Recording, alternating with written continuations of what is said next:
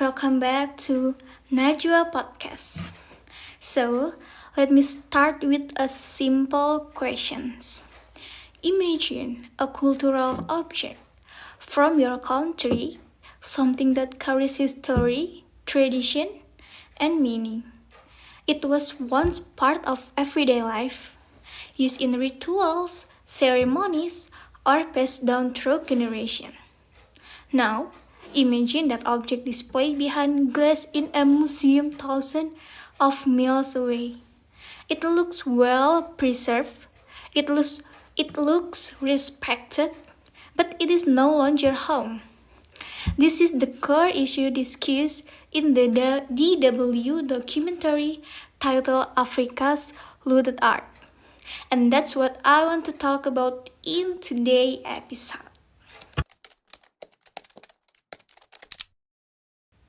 So, the documentary takes us back to the era colonialism, when European powers expanded into Africa.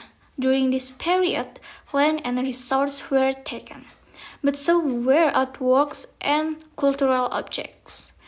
Many of these items were not obtained through fair exchange. They were taken during military invasions, colonial expeditions, or moments of political dominance. Over time, these objects ended up in European museums and became part of official collection. What often goes missing is the story of how they were taken.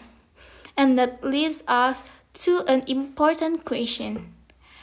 If the project taking these objects on fire, can their ownership today be considered legitimate?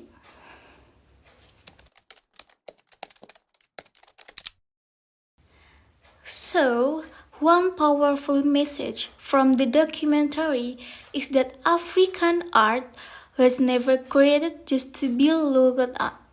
Many sculptures, masks, and artifacts had social, spiritual, and cultural functions.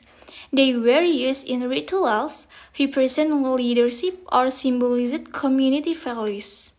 When these objects are removed from their original context and placed in museums, their meaning changes. They become silent objects paraded from the people and traditions gave them life. This makes us reflect on something deeper. What happens when culture is displayed, but its living context is removed?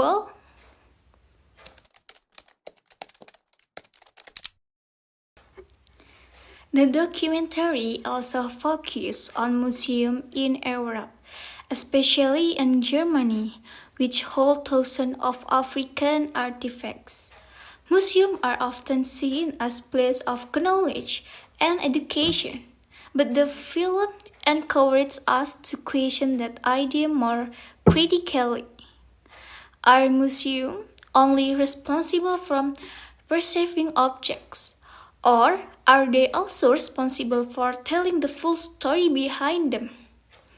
When visitors see beautiful artifacts without understanding their colonial history, a large part of the truth remains hidden. So, we are left asking whose story is being told and whose story is missing?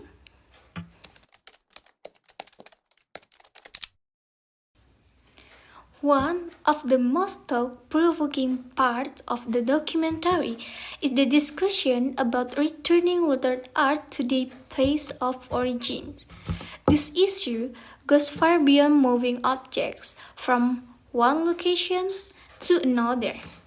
It is about acknowledging history and respecting cultural origins.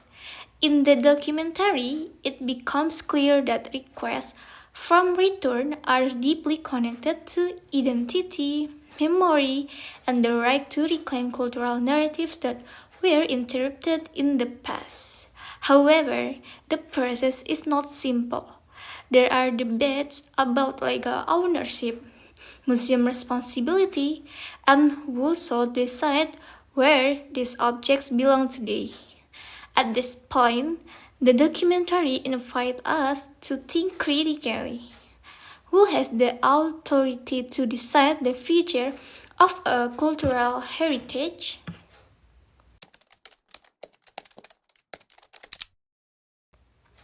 What makes this documentary especially impactful is the presence of voice from American historians, artists, and community members. They speak not only about the loss of objects, but also about the loss of story, identity, and connection to history.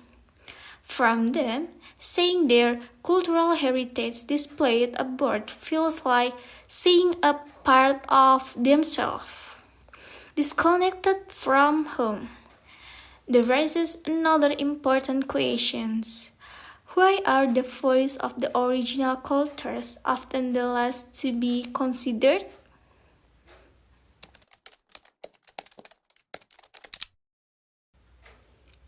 While watching this documentary, I could not help but reflect on my own country. What if traditional objects from our culture were displayed overseas without proper context? Would it be enough to know that they are well maintained? Or would we want our history, meaning, and voices to remain close to where they originate? This documentary does not force us to choose a side.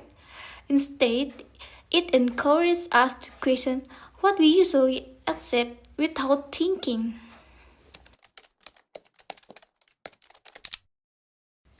So, to conclude, Africa's Looted Art is not just a documentary about African art.